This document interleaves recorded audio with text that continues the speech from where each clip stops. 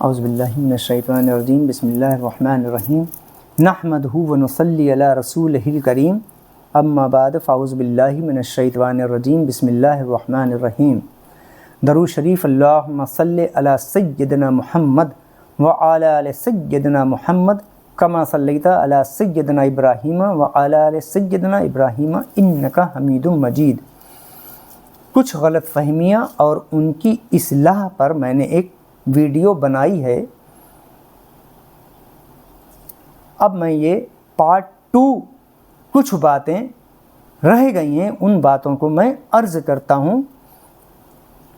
یہ مولانا تطہیر احمد رضوی کی یہ کتاب ہے غلط فہمیاں اور ان کی اصلاح۔ اس کتاب میں سے بھی میں کچھ باتیں عرض کروں گا اور کچھ باتیں میں اور حدیثوں سے بھی ثابت کروں گا جس کی قوم میں جو باتیں قوم میں پھیلی ہوئی ہیں اور اس کی شریعت میں کوئی سچائی نہیں ہے۔ جیسے عیدگاہ میں نماز جنازہ پڑھنے کا مسئلہ۔ دیکھیے، مسجد میں نماز جنازہ پڑھنا مکروہ ہے۔ جس مسجد میں 5 وقت کی نماز ہوتی ہے اس مسجد میں نماز جنازہ پڑھنا مکروہ ہے، اور حدیث شریف میں نبی کریم صلی اللہ علیہ وسلم نے ارشاد فرمایا، حدیث شریف ہے، حضرت ابو ہریرہ رضی اللہ تعالیٰ عنہ سے مروی ہے، نبی کریم صلی اللہ علیہ وسلم نے ارشاد فرمایا کہ جو مسجد میں نماز جنازہ پڑھے اس کے لیے کچھ ثواب نہیں۔ کہیں نہیں پڑھی جاتی ہے، ہو سکتا ہے کہیں کہیں گاؤں وغیرہ میں پڑھی جاتی ہو۔ یہ حدیث ابو داؤد شریف کی حدیث ہے، صفحہ نمبر ہے 454۔ نبی کریم صلی اللہ علیہ وسلم نے مسجد کے اندر، جس مسجد میں 5 وقت کی نماز ہوتی ہے اس مسجد کے اندر نماز جنازہ پڑھنا مکروہ ہے۔ کہیں نہیں پڑھی جاتی ہے، اگر کہیں پڑھی جاتی ہو تو اس حدیث پر عمل کریں اور مسجد کے اندر نماز جنازہ نہ پڑھیں۔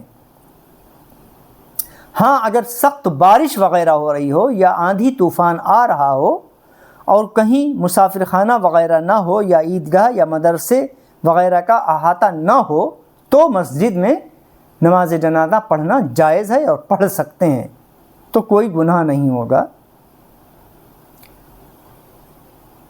جو مسجد حضرت علامہ سعید احمد طحطاوی رحمۃ اللہ علیہ فرماتے ہیں کہ جو مسجد صرف نماز جنازہ ہی پڑھنے کے لیے بنائی گئی ہو وہاں نماز جنازہ پڑھنا مکروہ نہیں ہے، پڑھ سکتے ہیں۔ یعنی بہت سے پہلے کے لوگوں نے جو مسجدیں صرف نماز جنازہ پڑھانے کے لیے بنائی گئی ہوں اس مسجد میں نماز جنازہ پڑھنا جائز ہے۔ یوں ہی مدرسے میں اور عیدگاہ میں بھی نماز جنازہ پڑھنا جائز ہے۔ یعنی عیدگاہ کا جو احاطہ ہوتا ہے اس احاطے میں بھی نماز جنازہ پڑھنا جائز ہے اور پڑھ سکتے ہیں۔ عوام میں جو یہ مشہور ہے کہ عیدگاہ میں نماز نہیں پڑھ سکتے، عیدگاہ کے احاطے میں نماز جنازہ پڑھنا جائز ہے۔ مولانا جلال الدین صاحب امجدی صاحب فرماتے ہیں کہ نماز جنازہ عیدگاہ کے احاطے اور مدرسے میں بھی پڑھی جا سکتی ہے۔ فتاوی فیض الرسول جلد 1 صفحہ نمبر 446 میں یہ مسئلہ درج ہے۔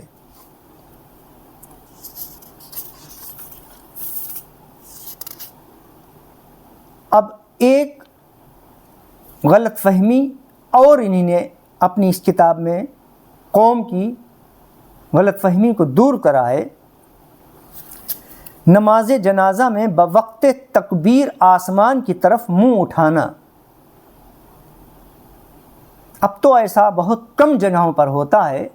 علم میں بہت سے لوگوں کے علم میں جب سے یہ یوٹیوب وغیرہ چلا ہے، جب سے علم میں بہت سے لوگوں کے علم میں اضافہ ہو گیا ہے، ہر طریقے کے مولوی اس میں ہر طریقے کی باتوں کو بتاتے رہتے ہیں اور قوم کی اصلاح بھی ہوتی ہے۔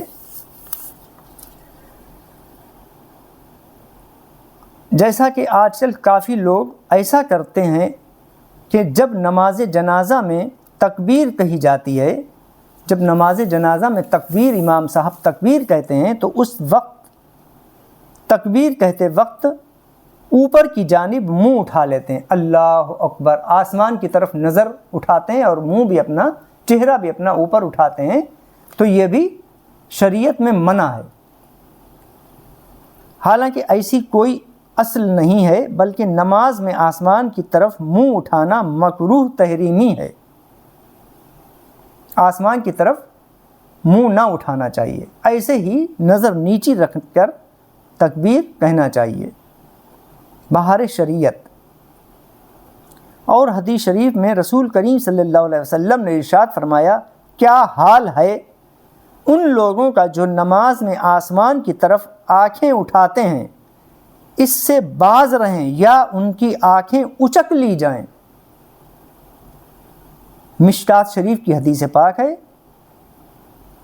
صحیح مسلم کی بھی حدیث پاک ہے، صفحہ نمبر 90۔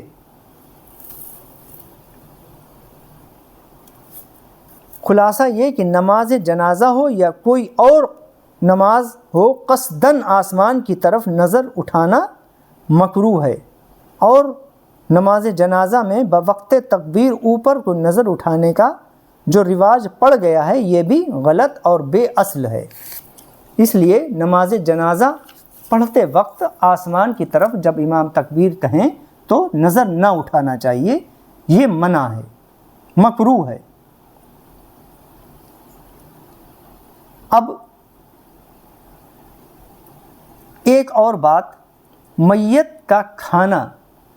میت کا کھانا کا مطلب جس گھر میں میت کسی کا انتقال ہو گیا ہو، اس گھر میں اب یہ رواج بن گیا ہے، جیسے تیجا، 20واں، 10واں، 40واں وغیرہ کا جو کھانا بنتا ہے، اس کھانے پر جو بھی فاتحہ وغیرہ ہوتی ہے، اس فاتحہ کے کھانے کو، اس فاتحہ کے کھانے کا حقدار صرف غریب اور فقیر، مسکین وغیرہ ہوتے ہیں۔ عام لوگوں کو وہ کھانا جائز نہیں ہے۔ ہاں، اگر فاتحہ کا تو کھانا کوئی بھی نہیں کھاتا ہے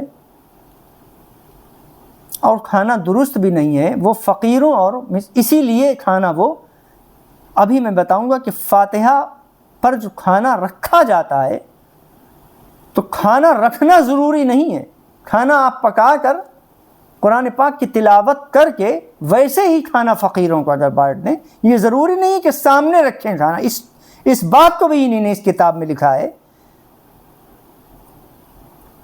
تو ہاں، اگر باہر کے مہمان وغیرہ آئے ہوئے ہیں تو ان کے لیے تو ضروری ہے کھانا، لیکن وہ بھی وہ والا کھانا جس پر فاتحہ ہوئی ہے وہ نہ کھائیں، وہ فقیروں اور غریبوں کو دے دیں، ان کے لیے ایک الگ طریقے کے کھانا بنے، یا اسی میں سے ہی نکال لیا جائے، الگ نہ بھی بنے، اس میں سے ہی پہلے نکال لیں۔ وہ جو کھانا رکھا گیا ہے، اس کھانے کو کوئی کہتا ہے کہ فقیر نہیں ملے، لاؤ میں خود کھا لوں، تو وہ کھانا درست نہیں ہے۔ وہ کھانا عوام کے لیے درست نہیں ہے، اس کھانے کا حقدار صرف فقیر اور غریب اور مسکین ہی ہیں، اسی لیے کھانا وہ رکھا جاتا ہے کہ غریب کا پیٹ بھر جائے، مالدار کے لیے وہ کھانا درست نہیں ہے، مالدار کے لیے وہ کھانا درست نہیں ہے۔ ہاں، اگر گھر میں مہمان وغیرہ آئے ہیں تو ان مہمانوں کے لیے الگ سے انتظام کر سکتے ہیں، انہیں کھلا سکتے ہیں۔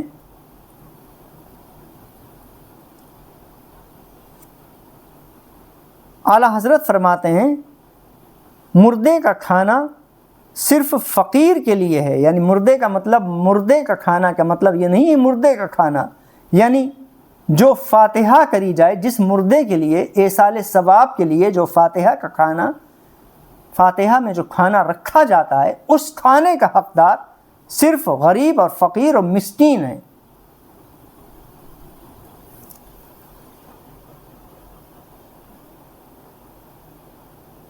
اب ایک غلط فہمی اور، کیا شوہر کا اپنی بیوی کے جنازے کو اٹھانے کا مسئلہ،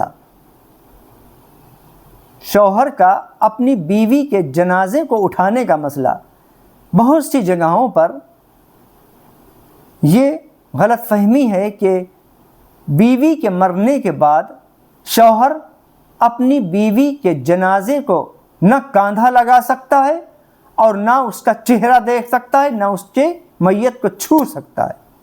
یہ بھی ایک غلط فہمی ہے۔ صحیح بات تو یہ ہے کہ شوہر اپنی بیوی کے جنازے میں کاندھا بھی لگا سکتا ہے اور اس کے چہرے کو بھی دیکھ سکتا ہے اور اس کے جنازے کو چھو بھی سکتا ہے، اس کے جسم کو بھی چھو سکتا ہے۔ جو یہ بات مشہور ہے کہ مرنے کے بعد نکاح ٹوٹ جاتا ہے اور شوہر کے لیے وہ بیوی نامحرم ہو جاتی ہے، اس کے لیے دیکھنا منع ہے، چھونا منع ہے، کاندھا لگانا منع ہے، یہ بالکل غلط فہمی ہے۔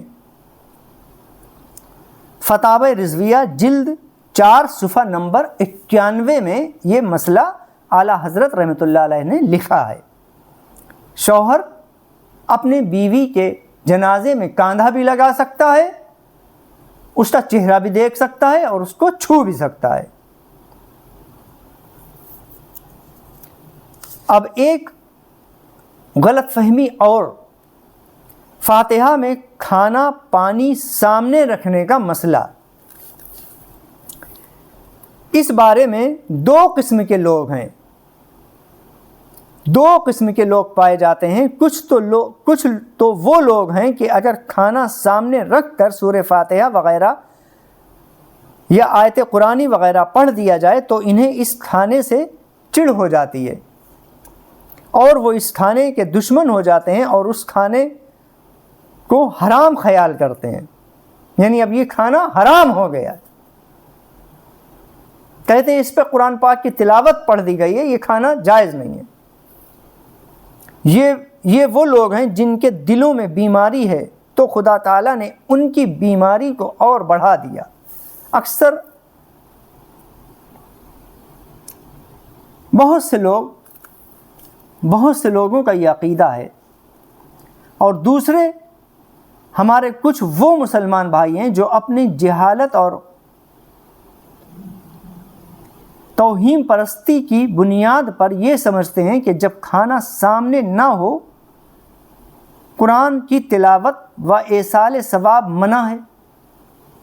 بعض جگہ دیکھا گیا ہے کہ میلاد شریف پڑھنے کے بعد انتظار کرتے ہیں کہ مٹھائی آئے تب تلاوت شروع کری جائے۔ یہ بھی بالکل نامناسب بات ہے۔ اگر امام صاحب آ گئے ہیں اور قرآن پاک کی تلاوت انہوں نے شروع کر دیے، کھانا نہیں بھی سامنے آیا ہے یا شیریں وغیرہ مٹھائی وغیرہ سامنے آنے میں کچھ دیر ہے، یہ ضروری نہیں ہے کہ سامنے رکھی جائے۔ اگر سامنے کھانا نہ بھی رکھا جائے یا فاتحہ یا مٹھائی وغیرہ شیریں وغیرہ نہ بھی رکھی جائے اور ایسے ہی اگر قرآن پاک کی تلاوت کری گئی ہے اور اس کے بعد بانٹ دیں تب بھی نیاز ہو گئی، سامنے رکھنا ضروری نہیں ہے۔ فتاوی رضویہ جلد 4 صفحہ نمبر 225 میں یہ اعلیٰ حضرت رحمۃ اللہ علیہ نے مسئلہ لکھا ہے۔ آپ فرماتے ہیں کہ ایصال ثواب میں نہ کمی آئے گی، نہ فاتحہ میں کوئی کمی آئے گی۔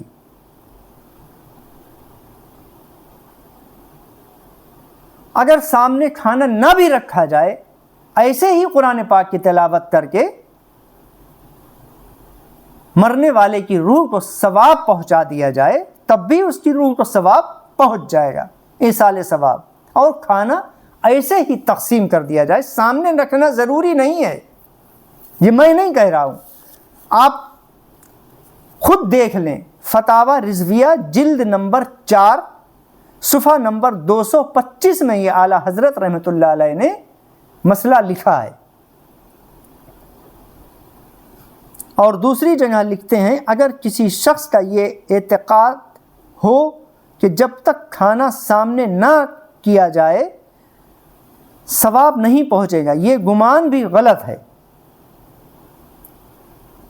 فتاوی رضویہ جلد 4 صفحہ نمبر 195 میں بھی یہ مسئلہ درج ہے۔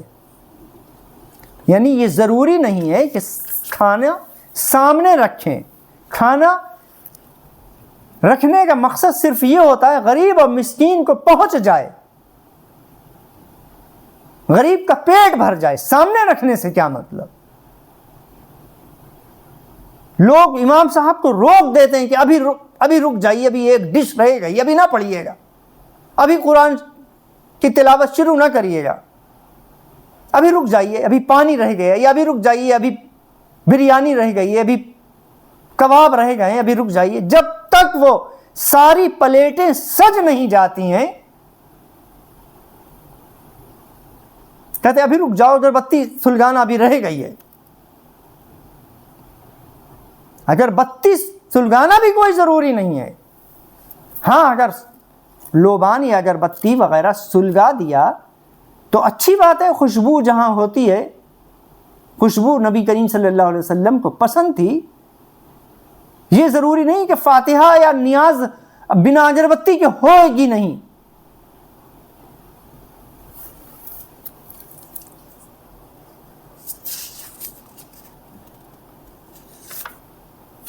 اب ایک اور غلط فہمی ہے، کہیں کہیں کس جگہ پر کسی جگہ پر میت کے سر میں کنگھی کر دیتے ہیں۔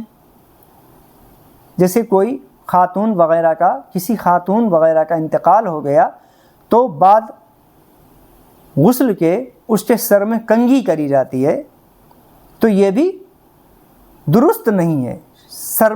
میت کے سر میں کنگھی کرنا بھی درست نہیں ہے۔ حدیث شریف میں ہے، حضرت عائشہ صدیقہ رضی اللہ تعالی عنہ سے میت کے سر میں کنگھی کرنے کے متعلق سوال کیا گیا تو آپ نے منع فرمایا اور فرمایا، کیوں اپنی میت کو تکلیف پہنچاتے ہو؟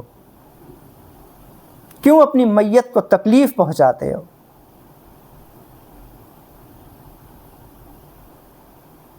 فتاوی رضویہ جلد 4 صفحہ نمبر 33 پر یہ بھی مسئلہ درج ہے۔ اپنی میت کے سر میں کنگھی نہ کریں، اس سے میت کو تکلیف پہنچتی ہے۔ ایک اور عوام میں جو بات مشہور ہے کہ کیا عورت فاتحہ نہیں پڑھ سکتی؟ فاتحہ و ایصال ثواب جس طرح مردوں کے لیے جائز ہے، اسی طرح بلا شک عورتوں کے لیے بھی جائز ہے۔ بعض عورتیں بلا وجہ پریشان ہوتی ہیں اور فاتحہ کے لیے بچوں کو ادھر ادھر سے ڈھونڈتی پھرتی ہیں، یا کوئی فاتحہ کے لیے مل جائے، مرد مل جائے یا امام صاحب مل جائیں، اپنے آپ خود نہیں کرتی ہیں، تو یہ بھی غلط فہمی ہے۔ عورت بھی فاتحہ یا نیاز وغیرہ کر سکتی ہے۔ اگر عورت پاک صاف ہے تو عورت کی نیاز کرنے پر کوئی شریعت میں منادی نہیں ہے۔ کہیں کہیں پر عوام میں یہ مشہور ہے کہ بڑے پیر صاحب کی نیاز عورت نہیں کرے گی، یہ بھی بالکل غلط بات ہے۔ بڑے پیر صاحب کی نیاز ہو یا خواجہ غریب نواز کی نیاز ہو یا وارث پاک کی نیاز ہو یا صابر پاک کی نیاز ہو، کسی بھی بزرگ کی، کسی بھی اللہ کے ولی کی نیاز عورت بھی کر سکتی ہے۔ جو عوام میں یہ بات مشہور ہے کہ عورت نیاز نہیں کر سکتی، یہ بالکل غلط ہے۔ جیسے ایک بات اور مشہور ہے کہ دال پر نیاز نہیں ہوتی ہے، مچھلی پر نیاز نہیں ہوتی ہے، انڈے پر نیاز نہیں ہوتی ہے، مسور کی دال پر نیاز نہیں ہوتی ہے، اس دال پر نیاز نہیں ہوتی ہے، اس دال پر نیاز نہیں ہوتی ہے۔ ہر چیز، اول بات تو کسی چیز پر نیاز ہوتی، کسی چیز پر نیاز تھوڑی کری جاتی ہے، کسی چیز پر نیاز تھوڑی کری جاتی ہے۔ پہلی بات تو یہی تو بس انہی باتوں سے تو بس پکڑ ہے۔ خود اپنے آپ کو خود یہی چھوٹی چھوٹی یہ باتیں، یہی چھوٹی چھوٹی باتیں لے کر دیکھو، سنیوں میں یہ بدعت ہے، سنیوں میں وہ بدعت ہے۔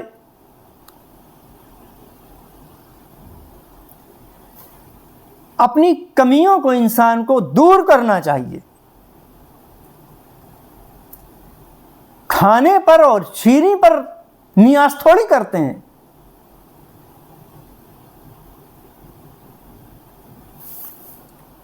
ایصال ثواب پہنچانا مقصد ہے، ایصال ثواب پہنچانا مقصد ہے۔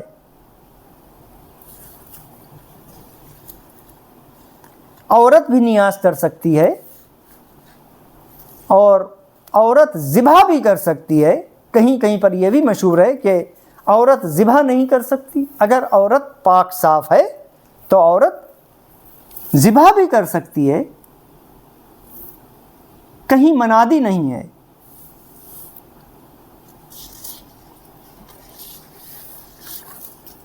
ان چھوٹی چھوٹی باتوں کو سمجھنا ضروری ہے، ان چھوٹی چھوٹی باتوں کو، ان چھوٹی چھوٹی غلط فہمیوں کو دور کرنا ضروری ہے۔